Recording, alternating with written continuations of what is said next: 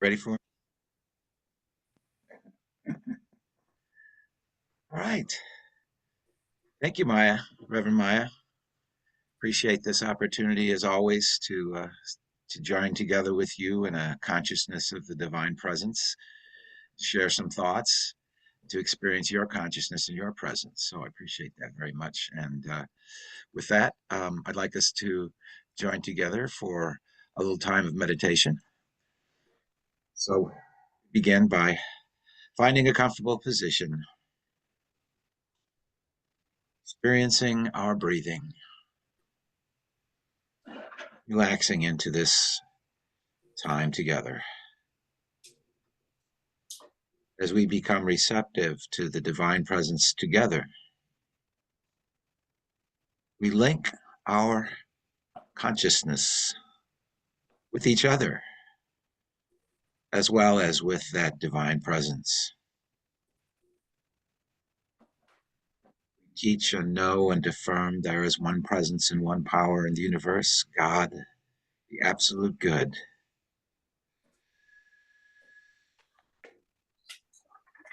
One source, one reality we call God. We cannot say exactly what God is, or precisely what God is, other than to say God is infinite. That is why we cannot put God into a box of language. We're simply open to the infinite. Perhaps the closest we can get to saying what God is to say that God is spirit, God is infinite mind, all knowing, all presence, all power. So the universe, as we experience it, is in reality in this God mind, this infinite mind. The reality of the universe consists of the perfect ideas in that mind. If that mind is infinite, it is also complete. It is also eternal and harmonious. So we live in an eternal, harmonious, perfect reality, the universal mind, and that mind is in us as we are in that mind. We as individuals participate in the great cosmic harmony of that infinite mind. So we turn our attention inward in receptivity to be guided by the perfect wisdom of that divine mind. Knowing we are one with divine wisdom, we seek to be open to what is ours to know and what is ours to do in this very moment. We feel our breath. We silence for a few moments our thoughts. If we are experiencing any emotions or feelings, we simply witness them without attachment and continue to direct our attention to divine wisdom. What is mine to know and what is mine to do?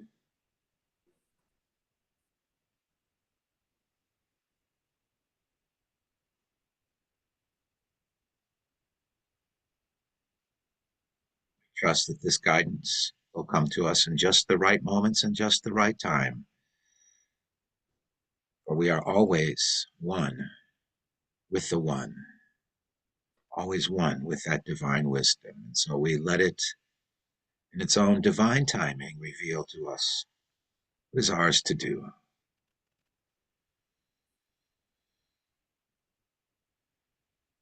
This infinite spirit is the source of all life, Because the spirit is perfect, that reality of that life is perfect. We are perfect ideas in a perfect mind. That is the reality of what we are. Our thinking and our habits of thinking may fall short of that realization, but now we fully focus our attention on this idea that this body is a perfect idea, divine mind. The life that flows through this body is harmonious, strong, attuning to the divine ideas of body and life, of strength and harmony, attuning to those divine ideas, we begin to experience them more fully. Greater strength, greater harmony begin to manifest in and as and through this body so that we may do what is ours to do. This is the healing presence. Again, indescribable, but we are receptive to experiencing it. We bring into our circle of consciousness each other for whatever healing there may be. We bring into our circle of consciousness anyone in the lives, our lives, who may be in need of healing. And we hold to this idea: perfect, harmonious, strong, vigorous, energetic, harmonious life. Experience it as energy and light, as a beautiful, comforting, healing presence. We take a few moments to be still, to hold ourselves and anyone else we may think of in this consciousness of the radiant life and light of God.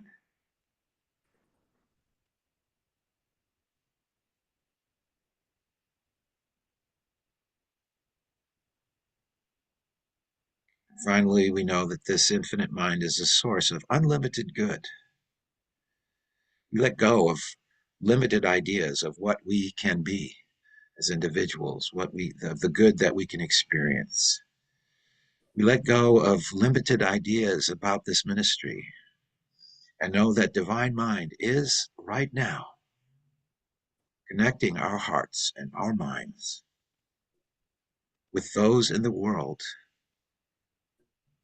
who can be blessed by and be receptive to this ministry, to all those who participate in this ministry. We now accept a flow of abundance, rich connections throughout the world with this ministry. We give thanks. It is manifesting now. We trust, we let it go.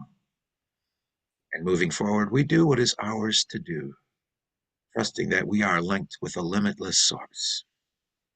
We pray this in the consciousness of oneness, the consciousness of the Christ within. And so it is. Amen.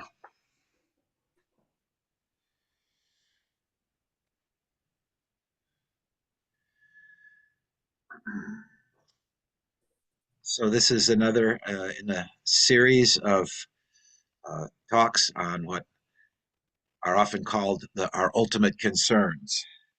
As human beings, we have questions, we have concerns about things that are important to us beyond our everyday lives. Question for today is, what is enlightenment? I thought of one of my favorite philosophers, one of my favorite stories, as I was contemplating what to say about this topic, was the philosopher Socrates. Now, you're probably familiar with the story of Socrates, and I'll just briefly share a few thoughts about that. Socrates lived in Athens and about 2,400 years ago or so. And he used to wander around the marketplace having discussions about truth with his fellow Athenians. And one day, one of his friends decided to go to the Oracle of Delphi to ask a question. His friend wanted to know if there was anyone wiser than Socrates. His friend obviously was very impressed with Socrates' wisdom. So he went to the Oracle, and the Oracle had the priestesses had their visions, and they told it to the priest, and the priest interpreted it and then answered the question. The question being, is there anyone wiser than Socrates? And the answer the priest gave was, no one is wiser than Socrates. So his friend came back to him and told Socrates what the oracle had said, and Socrates couldn't really believe it. He thought to himself, I don't really know anything, so how can I be the wisest of men? I must take this divine mission to prove that the oracle was wrong. And so Socrates went to all the experts on all the subjects, or the supposed experts of the Athenians, the experts on what is the nature of good and justice and piety and courage and so on. What is the nature of the good? What is the nature of the beautiful? He went around asking the people who were supposed to be experts. And what he found was when he asked, their answers puzzled him and suggested questions about the answers. And so he kept going on in this process of asking questions and showing that the people who are supposed to be experts didn't really know what they were talking about. And finally, as the schoolboy wrote on a test one time, who was Socrates? Socrates was a man who went around asking people questions, so they killed him. Socrates was put on trial. He was put on trial for corrupting the youth, but basically he was put on trial for questioning the wisdom of the various supposed experts in Athens. And during that trial, Socrates said he had been on this mission. And he said that what he discovered was that he was the wisest of men only because he knew that he didn't know, but the others thought that they knew but didn't. Socrates was a seeker of the light. I am a seeker of light. I believe you are all seekers of light. We know that people around us all have opinions, but an opinion is not knowledge. And even though an opinion is not knowledge, most people believe that their opinions are correct and those who differ are incorrect. Have you not found this to be so? I think secretly people have three attitudes about enlightenment, three different attitudes. There are some who are indifferent. They don't really care about enlightenment. They don't know if there is such a thing, and it doesn't matter to them. They have other concerns. That's one type of person. Another type of person is skeptical. They basically do not think there is any such thing as enlightenment, or even if there is, it's not attainable, and so it's pointless to pursue it, to just know that we don't know anything. It's a little bit like Socrates. But Socrates did believe that enlightenment was possible, and he was seeking it in a sincere quest to understand the universe and our place in it, and the nature of the good. And there are other people, like Buddha, who say that they are enlightened. They already have enlightenment. Now, I believe that Buddha was enlightened, but I suspect there are many who think they are, but are not, in fact, enlightened. And I also believe that Socrates was enlightened, but pretended not to be as a tactic to help others find truth. But what is enlightenment? Those of us who are seekers of the light, we want that light, that illumination, that enlightenment. But how can we recognize it? Religious people assume, I think, that the founder or the founders of their religions were enlightened, and so they follow them. Unfortunately, people also often conclude that if their religious founder was illumined or right, then the other religious founders must be wrong, as if there cannot be more than one enlightened individual. Also, unfortunately, what the various founders intended to convey has often been misunderstood or misinterpreted, and consequently, there are hundreds and even thousands of different interpretations, different denominations of different religions. Well, I looked up enlightenment in my 200-pound dictionary that I keep at my side, and just to see what it said. And in the definition, basically not all that helpful. Enlightenment is to be enlightened, right? But also made reference to an era in the history of the Western world that is called the Age of Enlightenment. That's sort of how that word kind of entered into our language, I suppose. The Age of Enlightenment. And the Age of Enlightenment, they say, is an era from Copernicus in the 16th century to the beginning of the 19th century, the 1800s. This was an era that emphasized the use of reason to challenge the assumptions of the previous era, what we call the Middle Ages or the Dark Ages. So the Age of Enlightenment was adding new light and a new way of thinking to the world about the nature of the world. It was an era in which the scientific method emerged and was refined and revealed many secrets of nature. It was an era of great scientists and philosophers who reasoned carefully about not only about the nature of the world, but the nature of ethics. What is the good? What is the right? The great scientists of the era included Kepler, Galileo, uh, Newton, Descartes, Spinoza, Leibniz, Locke, Bacon, Berkeley, Kant, and really too many others to mention.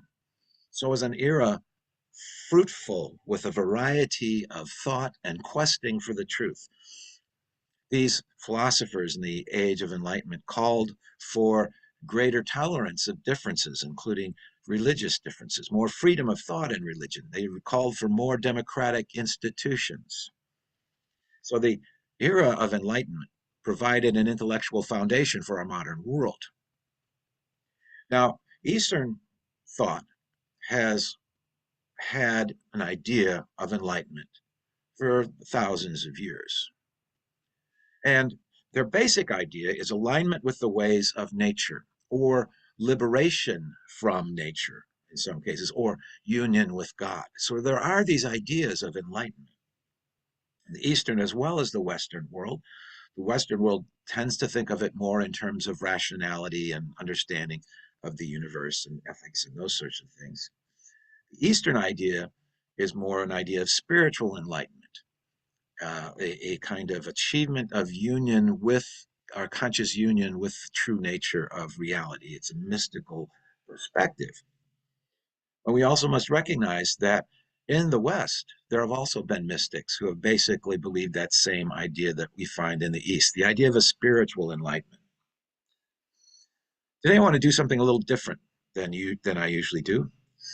I will leave time at the end of my talk to converse with you, a time for you to share your thoughts about what I'm suggesting in this talk.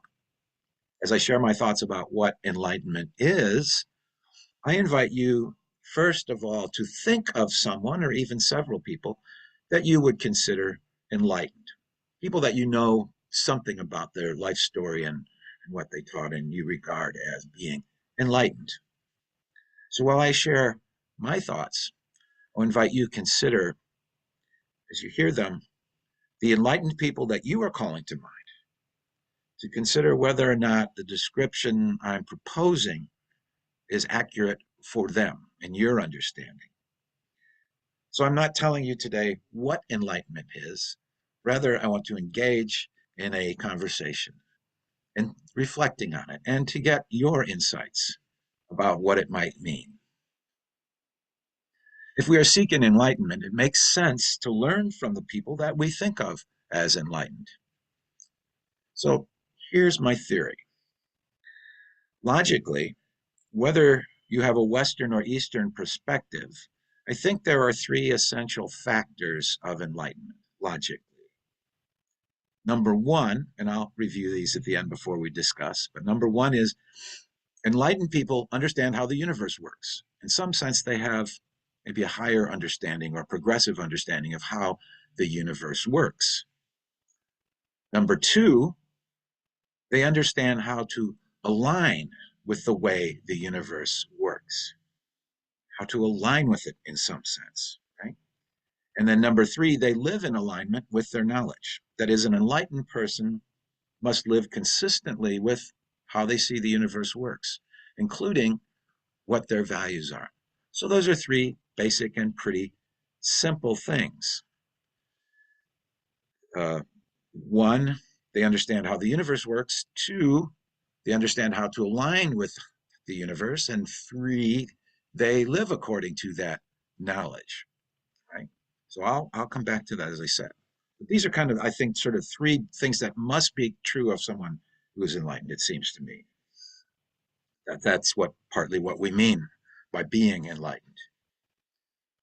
And I would add that I don't think it makes any sense to call a person enlightened if their lives don't match what they say their values are, what their idea of good is. And so how they live is a factor in how we identify whether or not someone's enlightened. Okay. But so there's still more to the question. More to the question remains, which is there a way of recognizing enlightened individuals? What are the signs of someone who's enlightened? I don't believe that all enlightened people are famous, but I do believe that some enlightened people have been famous, and those are ones that we can learn from. They stand out historically. So, in what ways do they stand out? Well, one would be that they effectively taught what they knew. In other words, they not only were aligned with the universe, but they effectively taught that to others. That's why their message is known to us. They would have had at least a few students who understood the message and followed it, even if later on other students sort of lost sight of the true meaning of that teaching. But initially, effectively, they set something in motion. So that'd be one thing. They effectively taught what they knew. Another would be that their new thoughts entered into the collective human consciousness and changed it, uplifted it. So, not enough just to have some new ideas or new understandings, but somehow that spread through generations and through the world in some ways. Their thoughts entered our collective consciousness. A third thing that would be a sign is that they were unconventional and ahead of their times.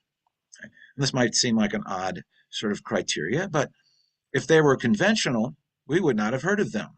They would not stand out from their contemporaries. Their unconventionality would be morally or intellectually ahead of their times because that is what would make them stand out from the crowd in a positive way. That is why we would know about them. Right? So, in some sense, they were unconventional and ahead of their times. I might ask the question on this point, how far in the past must we seek for an enlightened person who was ahead of their times, right? Well, I should think at least a few generations, 100 years or more. We cannot know if a person was truly enlightened during their lifetime, and this is why I study history so much. We can't know if they're enlightened during their lifetime simply because we know that their story is not finished. We know that there have been very popular spiritual leaders, for example, who sometimes have had a very dark side that is eventually revealed during their lifetime or later, that they didn't live up to those values they proposed, as an example, or that they didn't really know what they're talking about. It's very difficult to say of someone with whom we are contemporary that, well, this person is enlightened. We might suspect it, but it's not really known until later, I don't think, which is again why I sort of look at the history of human consciousness and don't make too many judgments about the contemporary manifestations. Although we can recognize that there are truths that were taught in the past that our contemporaries continue to teach.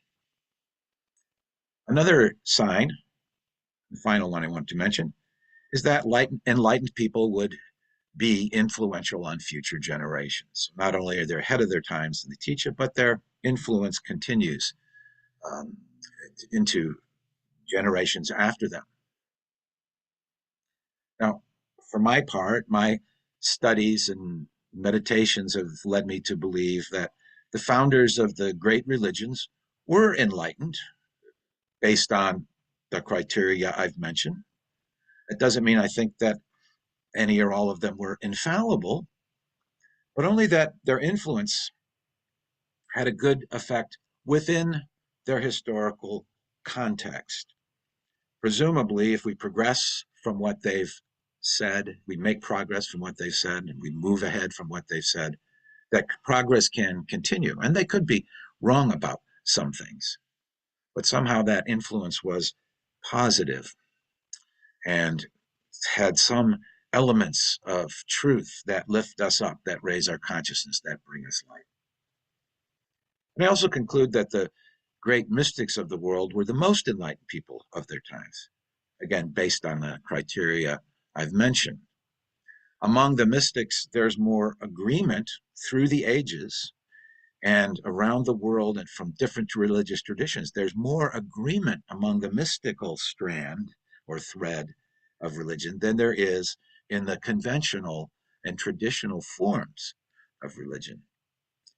There's a kind of unity, a kind of agreement among the mystics that's not found within the world of religion or certainly within the world of philosophy. I've also concluded that there have been many enlightened people among the great philosophers because there are philosophers who, again, fit the criteria. And I would add to that that some of the great philosophers were also mystics. Now, now I'm going to bring us into our conversation. This is where I'm going to do a screen share. So if you wait for me for a moment, I'm going to do that. Okay. Yes. Oh. Okay. Okay. This is just going to take me a second to bring it up. I'm going to do. Let's see here. Slide. Get this here. Okay. Can you all see that? Okay. So these were the points that I brought up. And now, again, as you're thinking about the people you thought of as enlightened, I'd like you to reflect on, okay, does this fit with the person that, or persons that you thought of? So one, they understood how the universe works. Right? Number two, they understood how to align with the way that the universe works, right? Mm-hmm. Number three, they lived in alignment with that knowledge. So those are the three sort of essential features to me of what it means to be enlightened. Right? Now, the ones that we know about, the ones that you would have chosen, for example, there would be the other elements, the signs of their enlightenment, or that they effectively taught what they knew.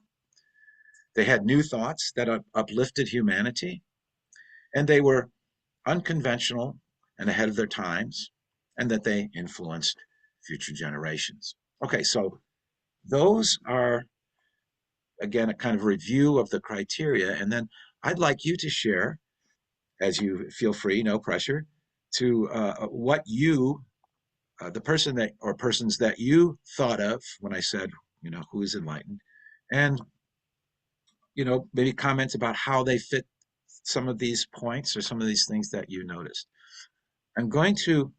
I have to stop sharing in order for you to comment. So does anybody need to look at this a little bit longer?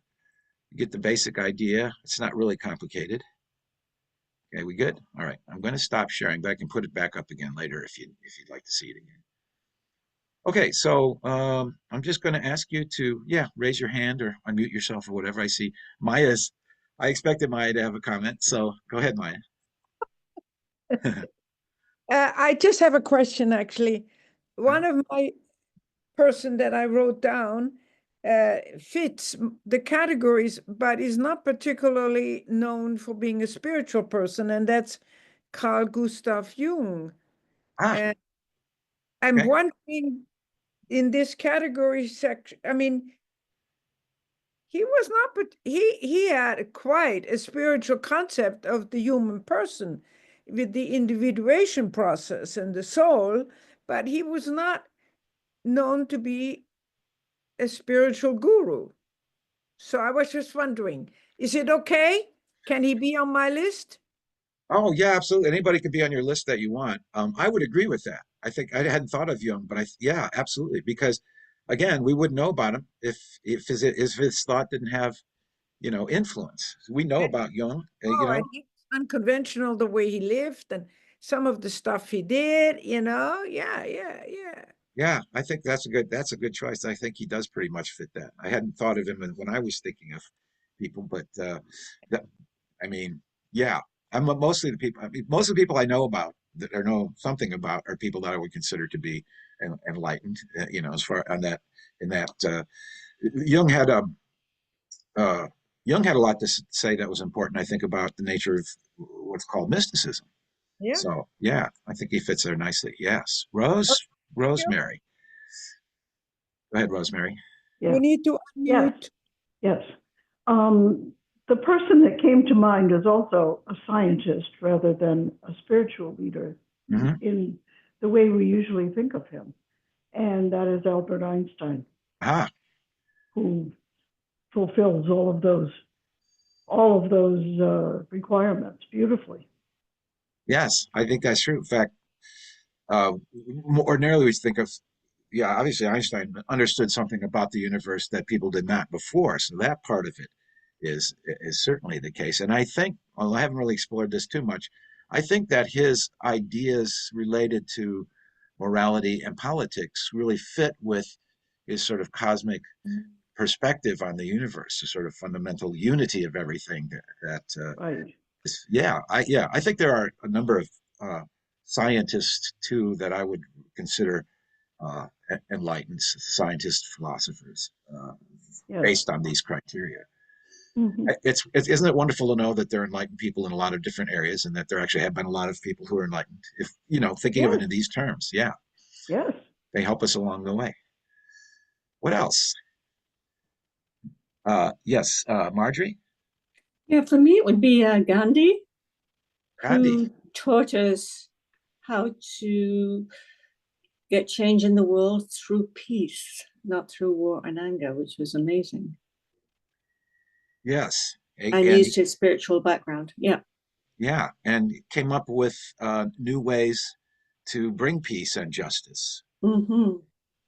and that had application not only during his time but continues to have application. He was one who had a real sense of the unity of truth underlying all different religions. So even though he thought of himself as a Hindu, he also thought of himself as a Christian, a Jew, a Muslim, and so on. So that sort of idea of the unity of spirituality, spiritual truth that we commonly find in the mystics. He certainly had that perspective. That's a good choice. I like that. Yes.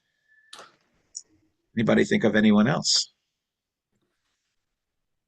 I thought of Carl Jung, but Maya beat me to it. But That's all right. I also thought of Teilhard de Chardin. Ah, yeah, Yes. good. Um, yeah, I don't know as much about him. I just sort of have vague ideas about his, phenomena of man and that sort of thing. But certainly a groundbreaking thinker that's influenced us. Mm-hmm. Um, yeah, it's interesting to me that you all chose, or several of you chose people really from the last couple hundred years. So we we can recognize we know enough about them and their lives having been completed, uh, to say that they were ahead of their times. We knew that they were unconventional, they're ahead of their times, and that they did have something important to tell us. Obviously, we can tell that sometimes about contemporaries, without having to have historical distance. It's just that we have a little more to me, we have a little more certainty with historical distance. Okay, so this person, for example, wasn't involved in any scandals, wasn't fundamentally wrong about something, what the light they brought, because sometimes that happens. Somebody is thought to be you know a great enlightened person, and then they do things that turn out to be quite scandalous, and it turns out that some of their ideas maybe aren't so helpful. So So those what sorts do of you things. do with that? Do you take them off the list? That was my Well, question. Yeah. I guess the way I kind of look at it, if somebody appears among our contemporaries to be an enlightened person, you just have to kind of use your own judgment and follow your own guidance, your own wisdom in regards to, is what this person has to say have value? Are they is it worthy of consideration? We don't have to necessarily put everybody into the category of enlightened or unenlightened. I just find it easier to look at the past to see, okay, based on the fruits of what they did. Jesus said, "You'll know them by your fruits." But based on the fruits of of their lives, we can have a clearer picture than we can of our contemporaries sometimes. So I think that's helpful. Thinking about the past is helpful in recognizing what's going on now, where people might be. So that's the main reason I emphasize that. Rosemary. Yeah. I think given how the mechanisms of legend work, of narration work over time, that the more recent people that we've mentioned, we know also about their humanity, their ways in which their lives were not enlightened, particularly. Mm-hmm. Whereas with people like, Galileo, for instance, we don't know as much about his personal foibles. Yes, that's true. So they seem, when the further you go in the past, the more they seem enlightened, truly enlightened, because we don't know as much. Well, yeah, that I mean that's true, but you can find out because, like for example, you study a biography, multiple biographies of Galileo, you can find out pretty much. Yeah. But you can find out a lot more about his life than you might think, just because of contemporary accounts and letters and that sort of thing that historians can draw on. When you go farther back, though, then the farther back you go, the more difficult it becomes. I think that's a good point. We know almost nothing, for example, about Jesus's life for certain, other than the things we have in the Gospels, and those aren't entirely, from a modern biographical sense, those aren't entirely reliable or substantiated. Or somebody like that I consider to be enlightened was Pythagoras, but we almost know nothing about Pythagoras. We kind of only know about the effects. We don't know that much about his personal life, and we don't, and obviously we don't want to be super judgmental. But I think of somebody like I guess kind of what I was thinking was somebody like Jim Jones. You know about Jim Jones in Jonestown, and he had a big following. People thought he was great, and he saw until till the end. The end turned out to be pretty bad, right?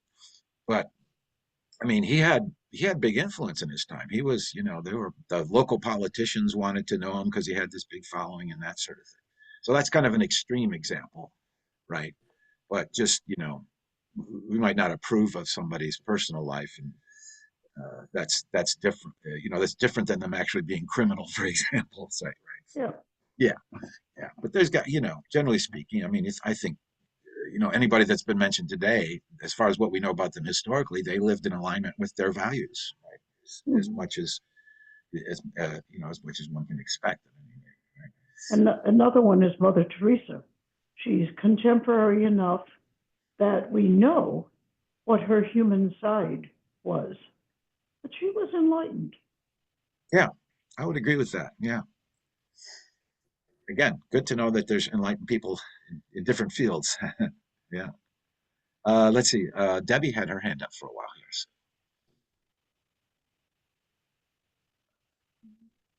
Yeah, I came in late, but I was like, what are they talking about? Enlightenment. So this is good. This is great.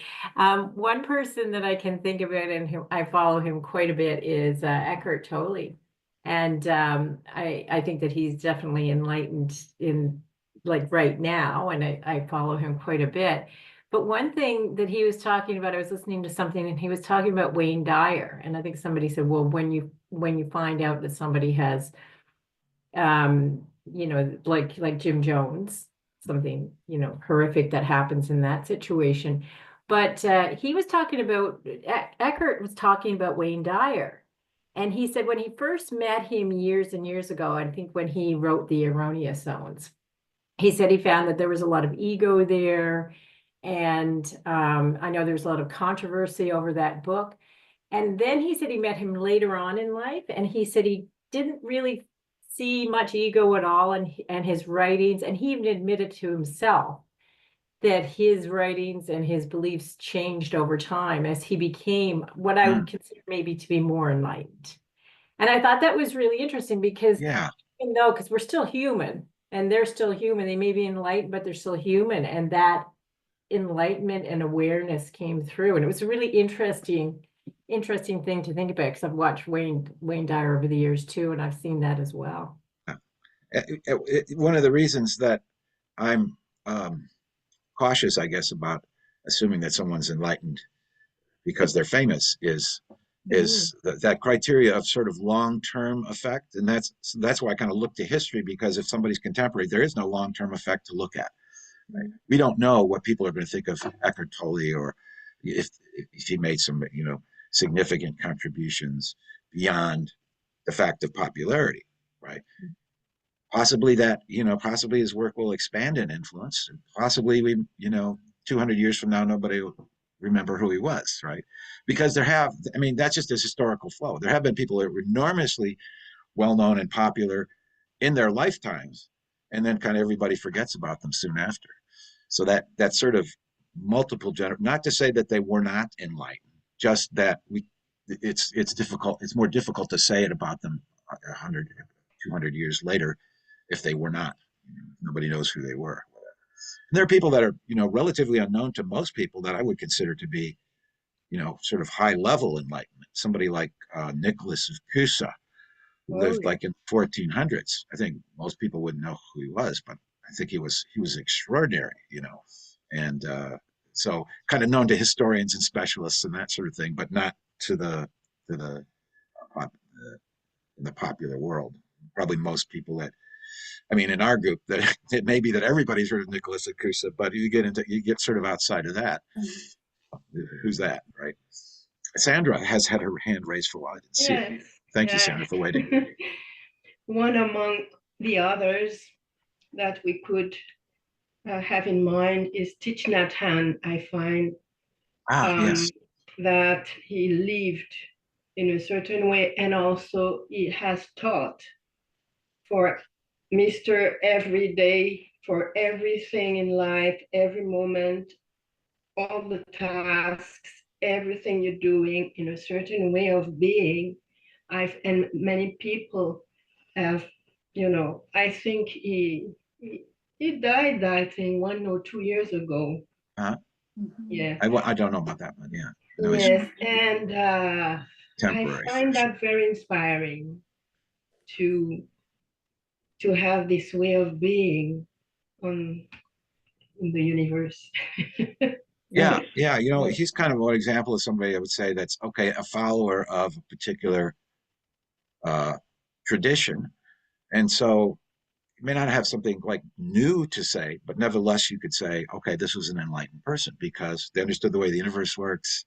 They knew how to align with it, and they lived according to that understanding. Again, those are three essential features. I would just sort of close with the thought that you probably know people who are enlightened, but they aren't necessarily famous, right? They might not necessarily be involved in spiritual work, particularly. They kind of get how things work. They live in alignment with that, and you can recognize that in that. So not every enlightened person is famous. I'm not claiming that. I'm just saying we have a better idea if we sort of look at the ones that we do know more about. Anyway, I know Maya has other things to do for this service. I appreciate the opportunity to have this conversation with you. I just found it very sort of enlightening for me. And it sort of gives us ideas of, okay, these are things to study. These are things to explore. Some of these people kind of widen and deepen our views, and get more light into ourselves. So, of course, the important thing in unity is to find that light within yourself. But I really believe that teachers help us do that. That's kind of their role. So thank you all. Blessings. Thank you. Thank you.